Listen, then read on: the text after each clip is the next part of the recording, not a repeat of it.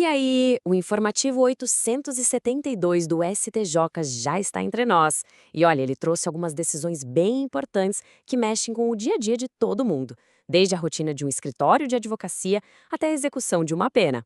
Aqui, a gente vai direto ao ponto para entender o que mudou e qual o impacto real de cada julgado. Vamos nessa? Bom, nosso roteiro aqui é simples. Primeiro, a gente mergulha nas novidades de direito civil e empresarial. Depois, damos uma olhada em dois pontos super importantes de execução penal. E para fechar com chave de ouro, aquele resumo com os destaques para ninguém esquecer.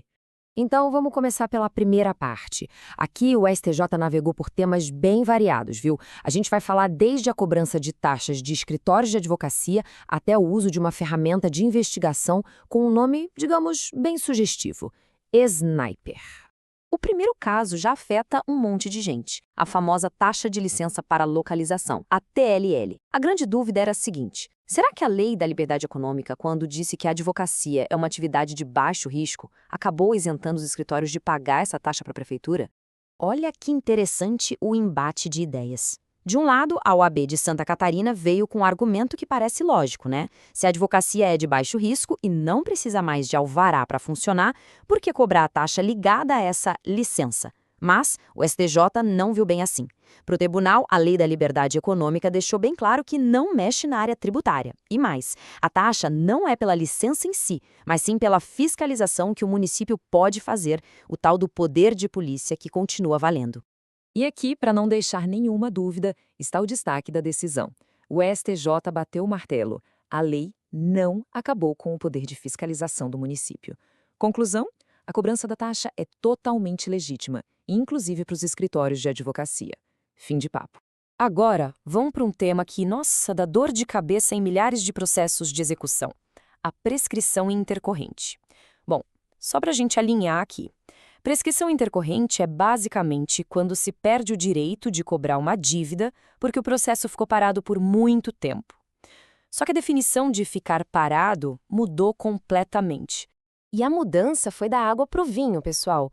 Antes, o prazo da prescrição só começava a contar se o credor ficasse totalmente inerte, parado. Se ele estivesse tentando achar bens, mesmo sem sucesso, o relógio não corria.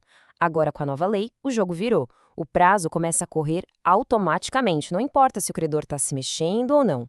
Ou seja, o recado é bem claro: ficar pedindo penhora online, procurar endereços, buscar bens. Se nada disso der um resultado prático, concreto, não adianta mais. O prazo não para de correr.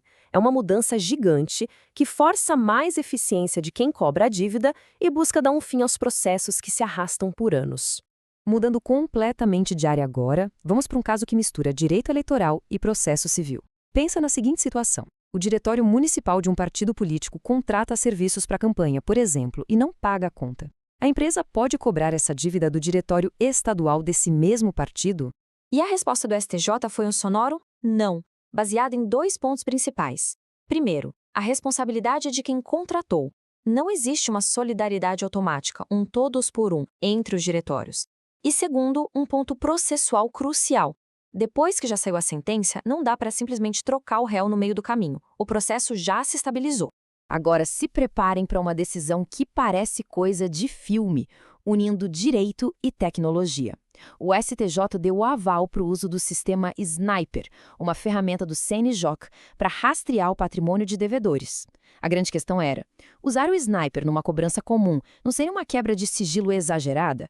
E o tribunal entendeu que não. Mas o que esse tal de Sniper tem de tão especial? Bom, ele não é uma simples consulta. Ele é tipo um super detetive do judiciário. A ferramenta cruza informações de várias fontes diferentes, inclusive algumas sigilosas, para desenhar um mapa completo do patrimônio do devedor. Tudo de forma rápida, centralizada e com acesso restrito, claro. E aqui estava o pulo do gato da discussão. O tribunal local ficou com o pé atrás, pensando: peraí, usar o Sniper é quase como quebrar o sigilo bancário. Uma medida super excepcional para uma cobrança comum. Mas o STJ teve uma visão mais prática. Diz que usar a ferramenta não significa, automaticamente, quebrar o sigilo. O juiz pode pedir só as informações que não são sigilosas ou, se for o caso, decretar o sigilo do processo para proteger os dados. No final das contas, o que o STJ está dizendo é que essa ferramenta existe para dar mais efetividade à justiça. Afinal, de que adianta ganhar um processo na justiça e não levar o que é seu por direito? O Sniper vem justamente para ajudar a garantir que as sentenças sejam cumpridas. Muito bem, fechamos a parte civil. Agora, a gente mergulha na segunda grande seção do nosso papo: execução penal. O STJ trouxe 2 esclarecimentos bem diretos sobre a concessão de indulto e as regras de progressão de regime. Vamos ver. Primeira questão. A gente sabe que em crimes patrimoniais, como um furto, uma das condições para receber o indulto presidencial é reparar o dano. Mas a pergunta é: e se o condenado for pobre e não tiver como pagar? Ele precisa juntar um monte de provas para demonstrar que não tem condições? E a resposta do STJ foi na lata. Não precisa provar nada.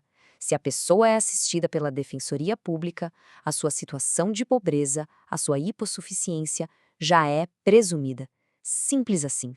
O texto da decisão não deixa margem para dúvida, né? A lógica é bem direta. Se a pessoa já é considerada pobre o suficiente para ter um defensor público pago pelo Estado, presume-se também que ela não tem dinheiro para reparar o dano financeiro do crime. Isso facilita e muito o acesso ao benefício. E para fechar a parte de execução penal, uma outra questão bem específica. Existe uma regra mais dura de progressão de regime para mulheres grávidas ou mães que foram condenadas pelo crime de organização criminosa. A dúvida que chegou ao STJ foi: essa regra mais severa também vale para quem foi condenado por associação para o tráfico? E, de novo, a resposta foi um não bem firme. O STJ foi claro. Uma coisa é organização criminosa, outra coisa completamente diferente é a associação para o tráfico. São crimes distintos, com leis e definições próprias. Tentar aplicar a regra mais dura de um para o outro seria usar uma analogia para prejudicar a pessoa, o que é proibido no direito penal. E este trecho do julgado só reforça o raciocínio. No direito penal, a interpretação da lei tem que ser restritiva, na ponta da faca. Se a lei falou organização criminosa, é só organização criminosa e ponto final, sem inventar de estender para outros crimes parecidos. Uma decisão muito importante para garantir o princípio da legalidade. Ufa, passamos por bastante coisa, né? Decisões de áreas bem diferentes do direito. Então, para a gente amarrar tudo e sair daqui com as ideias organizadas, o que realmente fica de mais importante deste informativo? Vamos lá, aquele resumo rápido para a gente não esquecer. Primeiro, advogado paga TTL. Sim. Segundo, prescrição intercorrente. O relógio agora corre direto contra o credor. Terceiro, dívida de partido. Cada diretório com seus problemas.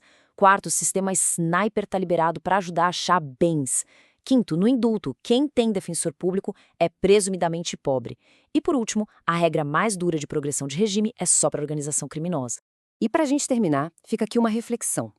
Quando a gente olha para decisões como a do Sniper e a da prescrição, a gente vê uma busca clara por mais eficiência e resultado no judiciário. Por outro lado, nas decisões de execução penal, vemos um reforço das garantias individuais. Fica a pergunta no ar: para onde a bússola do STJ está apontando com mais força? Para a eficiência do sistema ou para a proteção das garantias? Uma boa questão para a gente pensar. Até a próxima.